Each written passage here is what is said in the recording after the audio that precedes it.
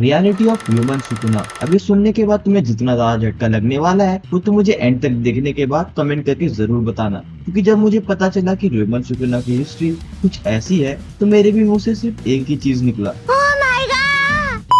और ये कोई ऐसी वैसी वीडियो भी नहीं होने वाली जिसमें मैं तुम्हें जापान 2005 एक टेंपल जो कि डिमोलिश होने वाला था। ये सब बताऊंगा। वेल, ये स्टोरी है ह्यूमन सुकुना के साथ रियलिटी में क्या हुआ था। अब सुकुना की रियल स्टोरी निहोंगी या निहॉन शोकी, जो कि एक जापानीज क्लासिकल हिस्ट्री बुक है, उस पर मेंशन्ड है, जिसका English translation chronicles of Japan है। अब निहॉन शोकी कोई ऐसी वैसी बुक नहीं, ये जापान की सेकंड ओल्डेस्ट बुक है। अब बताता हूँ तुम्हें सुकुना का एक्चुअल पास्ट।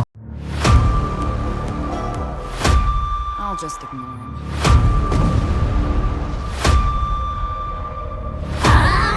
I'm mutant.